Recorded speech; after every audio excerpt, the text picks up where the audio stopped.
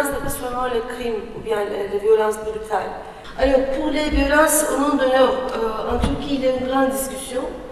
En Europe aussi. Et je suis en général sur les discussions. Et les chiffres que vous avez donnés, ce sont les chiffres qu'on critique par le mouvement des femmes, des féministes, etc. Parce que ce chiffre seulement part à partir de la définition qui dit que, par exemple, la définition du Conseil européen, définition de Nations Unies, définition de plan de législatif général, international, c'est comme ça.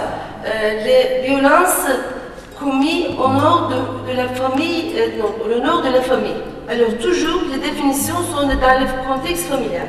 De porter les obligations d'être homme, c'est très difficile. Alors, d'un côté, on les provoque toutes leurs forces de violence, etc. On les attend plein de choses.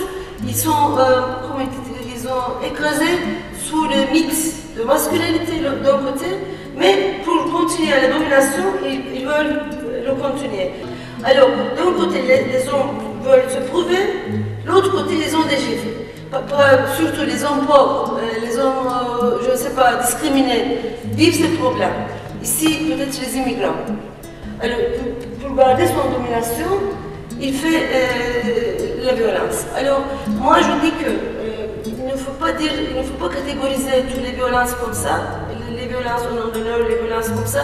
Oui, il faut voir la violence masculine en général, et il faut voir que ce problème est systématique. Alors, différentes sortes de masculinité, différentes sortes de crises de masculinité font des différentes sortes de violences.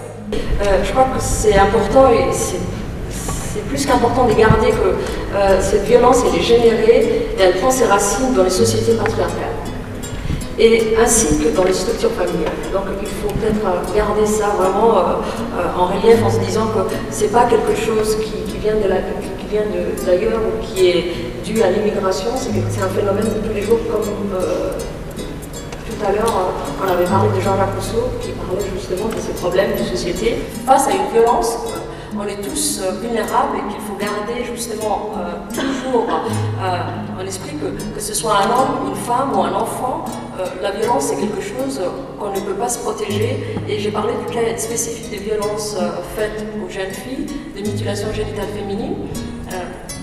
C'est des femmes qui reproduisent par loyauté.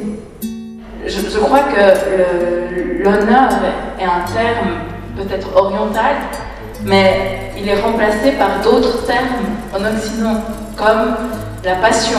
La passion, elle peut être vue comme une explosion d'émotions, mais l'honneur est aussi perçu comme une explosion d'émotions. Et puis je crois qu'afin d'analyser la matière et la thématique de la violence au nom de l'honneur, il faut vraiment prendre le temps de réfléchir à la base et les liens entre violence et honneur. Je crois que c'est très important de garder à l'esprit que c'est quelque chose d'universel. Ça n'appartient ni à une religion, ni à une identité, ni à une race. De peur de me répéter. Bonne soirée à tous.